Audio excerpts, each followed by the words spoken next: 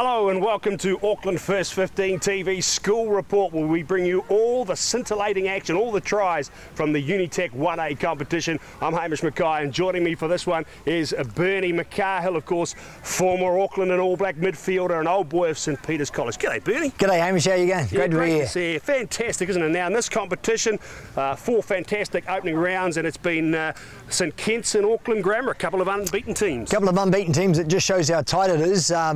Kings and I think Sacred Heart have only had one loss, so they're just right in the ball game. Kelston are the team that have had a tough start. They've played 3 of the top 4 teams, so maybe they're a sleeping giant. Today will tell. Okay, there we've got it. Our game today features Sacred Heart. They're just parked in behind Auckland Grammar and St Kitts in this competition, up against Kelston today. That's going to be our feature game here on the School Report, and we're also going to bring you the action from 4 other games in the Unitec 1A competition.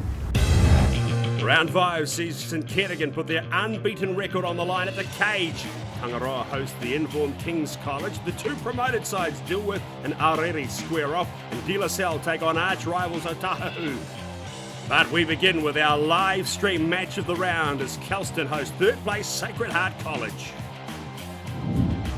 Here he is, young Joseph Simpkins, leading out his side.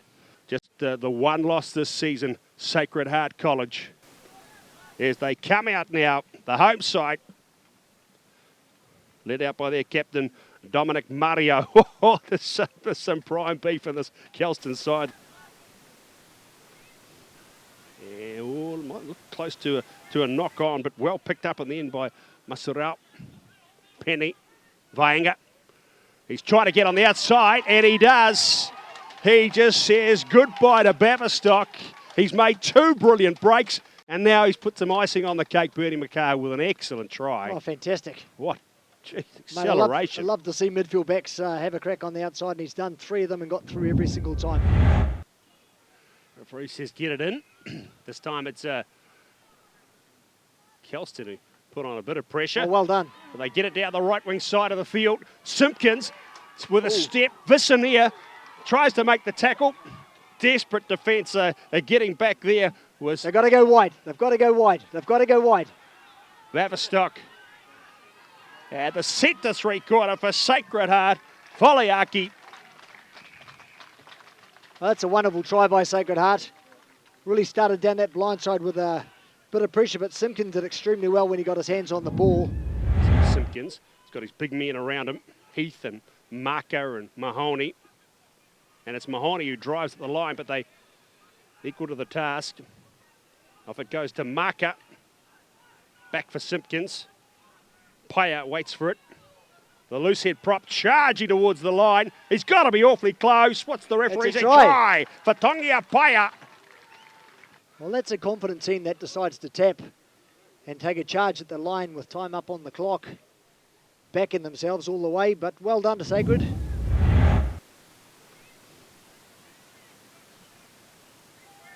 Bradley finds Heath in the middle of the line out. Mahoney at the back there. McHugh just hanging off. Mahoney looks to say he's the man who's got his mitts on the pill. In behind Bradley. Oh, comes to Simpkins and out to Satutu. And Hoskins Satutu. The right winger's in for the try. He's an interesting character, this one, Hoskins Satutu. I spoke to his father about him. He's been playing mainly at number 6 this year. A bit of lock last year, and before that he played most of his rugby in the backs.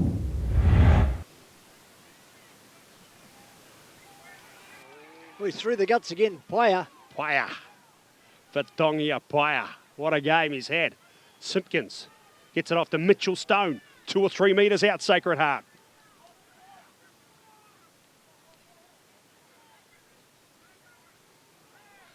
Oh, they've got a it. Lovely bust. Sheldon Tovio gets the try. The man who didn't have a lot of work early in the game, hardly saw the ball in the first half. Couple of nice runs here in the second half, and he's capped it off with a try. The left winger, Sacred Heart, 30 over Kelston Boys High School, 13. And a deserving win from a clever and fit, intelligent, well-coached football side, Sacred Heart. Here with Sacred Heart captain Joseph Simpkins. Joseph, you'd be very happy with that result. You know, the boys, they grinded out in the end, with especially going down in that second half. A couple of plays, the boys really dug deep and held them off, which was really good. So here at Kelston Boys High School, a win for Sacred Heart College, an impressive win by 30 points to 13 with a 4-try bonus point. With me in the commentary today, Bernie McCahill. Gee, it was clever, smart rugby from Sacred Heart. Yeah, it was. It was an impressive game of footy, actually. I actually enjoyed the seesaw battle of it. I do believe that the just before half-time and the just after half-time where Sacred got 14 points was really the death knell for Kelston. That's when Sacred just dominated. But smart. You know, Joseph said in the aftermatch, that time when they were down to 13, they just wanted to close it down and not throw the ball around. Clever football was the difference in the end. That was what won the day at the end of the day, but Kelston Boys, I'm sure we're going to see better things from them. Now, speaking of seeing other things, let's head around the rest of the competition as it hots up and heading for the race for the semi-finals. Let's have a look at the rest of the action from the Unitec 1A Championship.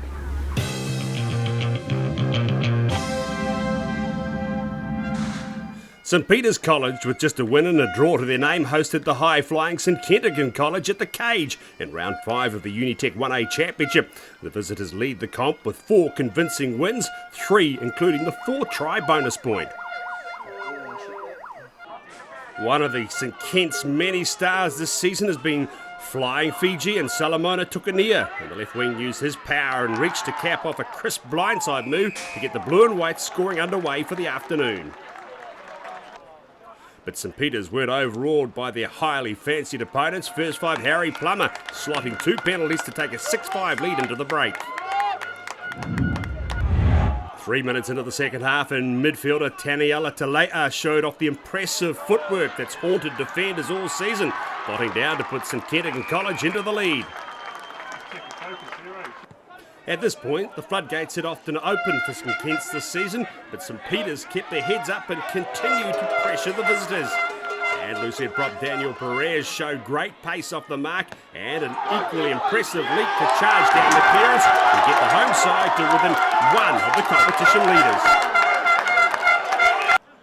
From a solid scrum, St Kent's used Tukunia at first receiver. Quickly moved the ball to 15-year-old fullback Etini Nanai, who went on one of his trademark gliding runs, rounding his opposite to add to his try haul for the season. St Peter's stayed in touch as Harry Plummer added a further 3 points to have the scoreline tightened to just 19-14 to St Kent's. With full time approaching, St Peter's needed a converted try to steal what shaped as the upset of the season. They moved the ball through their backs where centre Darren Kellett tucked the ball under his arm and drove to the line. They desperately contested the breakdown and held on grimly as the clock ticked over 70 minutes. St Kentigern's College surviving their toughest test yet to win 19-14 and remain unbeaten for the season. I think when St Peter's got their momentum in the last half, I think we really stuck to our defence, and that was the turning point. If we really wanted to win, we would have to fight for it. So, yeah. When we first started, we knew we had something special throughout the year, but like always, we got every week fighting. We got to keep fighting and keep getting that W.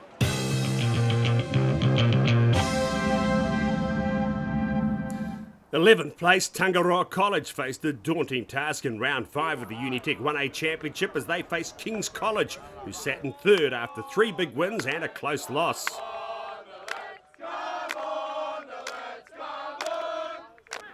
Some close quarter rugby by the visitors saw the Fords rumble through a number of phases before loosehead prop Ernie Ford charged over in the corner to open the scoring for King's College. A turnover in the Kings half saw the visitors swoop on to attack. A number of forwards in the backline combined before live wire hooker Awanui Morris continued his love affair of the wide open spaces. He fed Edward Vaua Mulitalo, who sent right wing Sam Reid away for King's second try of the afternoon.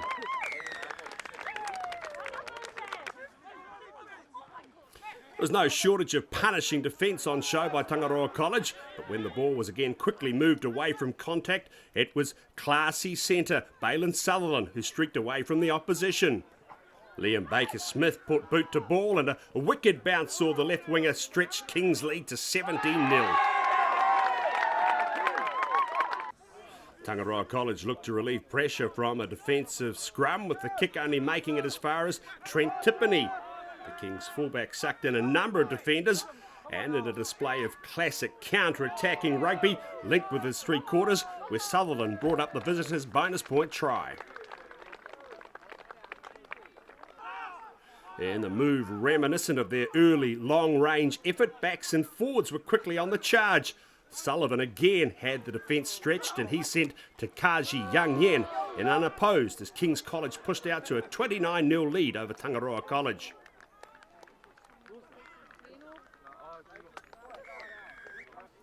Soon after, a stable scrum set the platform for the trickiest back row move of the season. Blindside flanker Tom Morrison benefiting from the slightest of hand. Just before half-time, Kings again shifted the ball through their back line, where roving number 8, AJ Moore, sent Marzelis Salavau over for another Kings College try, the visitors leading 43-0 at the break. Kings continued to pile on the points in the second half, crossing 3 times in the first 15 minutes. And it was second 5 Edward Vaiua Mulitalo who scored tries number 9 and 10. Try-scoring action was completed as captain Ben Morgan took a quick tap and waded through some tiring defence to see Kings College rack up 60 points for the second straight round, beating Tangaroa College 65-0. Yeah, really happy with what we're doing. I mean, with credit to Otahu and Tangaroa, they never dropped their heads. They always had smiles on their faces. But it's really pleasing to get through the systems and make sure that we're doing well with what we're doing.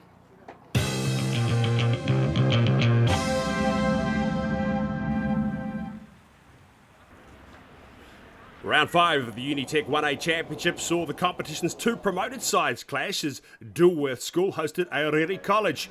Promised to be an intriguing encounter as Dilworth had already claimed 2 victories while Aorere had also notched up a win. Dilworth School have been the surprise team of the season and were playing with plenty of confidence. 10 minutes into the first half, and Fa'afetai Pritchard sniped the blindside and chipped the Aorere defence. The ball bounced into his favour to give the halfback the first 5-pointer of the afternoon. The key to Aorere's game this season has been their well-drilled forwards, and their pack controlled possession expertly as the visitors hammered away at the Dilworth line. After several phases, it was number 8 Damas Kurarangi who ploughed his way across to put Aorere ahead 7-5. Midway through the second half, Dilworth's forwards producing some rampaging rugby. Prop Sean Fusitua showing impressive pace and power as he thundered towards the sticks. The man who put the front rower in the clear, Anthony Laval, continued the momentum. Dilworth needed quick possession to exploit the scrambling defence. And when the ball went left, it was star giant number 8 Isilele Manu who crossed. Dilworth heading into the break, leading 12-10. In the second stanza, Dilworth used a stable set piece to unleash Sione Akukava, who skied through the Aorere backs. He sent a pass from the deck to put his midfield partner, Darvin Paya, in for Dilworth's third try. At 19-10 down, Aorere needed to score next, and the ball moved quickly through the hands, only for fullback Mosi Senio to be denied by Dilworth's talismanic flanker, Jonah Ma'u. Still in their own half, Dilworth launched one last attack. It was year 11, first 5, Molly Fiver, who once again showed some dazzling footwork to bamboozle the Aorere defence. Cuban Webster continued the attack and got away yet another trademark Dilworth offload, as Siosifa Tukatau clinched the bonus point victory. Dilworth beating fellow New Boys Aorere College to continue a dream run of 3 wins from the first 5 rounds. Had no doubts about the season. We knew they were going to come out here and put on 100, and it just shows through our victories and the way we play. I think he was sticking to game plan, trusting each other, and really just keeping possession.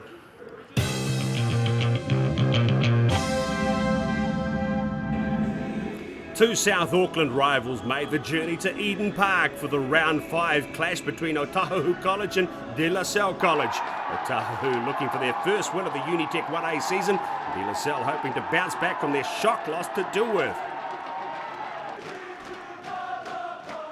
The two schools exchanged early penalties before the match was ignited by De La Salle's Lalamilo. The elusive centre scurried 40 metres on the diagonal to put his team on the front foot.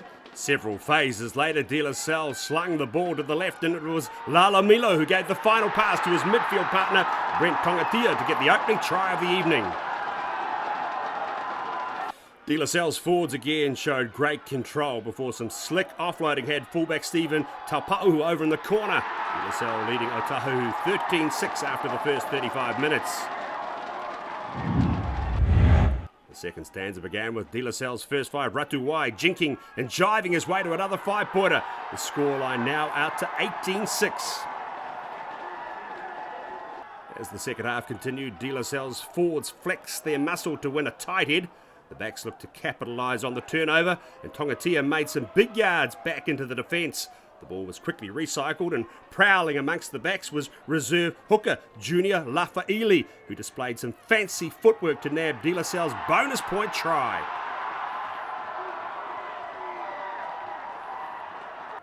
In the same quarter, the Tony Woodcock scored his famous World Cup try. De La Salle attempted the same line-out move.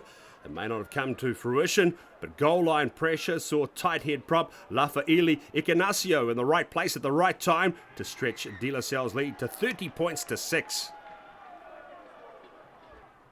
And just 2 minutes later, Lala Milo probed the Otahuhu defence once again. The loose ball scooped up by Caleb Fa'ali'i, who fended his way to the try line.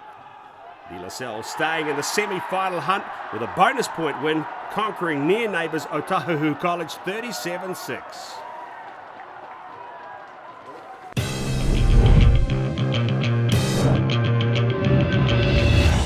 So no change to the top four as St Kitts just hold on to top spot from fellow unbeaten school Auckland Grammar, who beat Mount Albert this week. Kings and Sacred Heart with just the solitary loss this season, while Mags, De La Salle and Dilworth are also in striking distance of the semis as we approach the halfway stage of the Unitec 1A Championship. So things really heating up in the Unitec 1A Championship. How about some of those results there, Bernie McCahill? Heating up, they're close, weren't they? Disappointed to see my boys couldn't quite take St Kennigan's at the cage, but she's getting very congested up there. Oh, it's looking good, isn't it? The Unitec 1A Championship. That pretty much wraps it up here for School Report. The Auckland TV First 15 TV match of the round next week is St Peter's College. Bernie will love that, up against Aorere College. You can see that match on Saturday. All the highlights in School Report on Sunday. Bye for now. Yes, next week on School Report, we'll have the highlights of Aorere and St Peter's College, our live stream match of the round, plus Auckland Grammar and Kings meet in a must-see clash. St Kitts run the rule over Dilworth. De La Salle welcome fellow semi-final contenders Sacred Heart and Otahuhu take on Kelston. Both teams looking for their first win of the season. Hi, I'm Christian, captain of the Aorere First 15. Make sure you come down and support the boys against St Peter's this Saturday. And if you can't be there, be sure you're tuning in live to Auckland First 15 TV.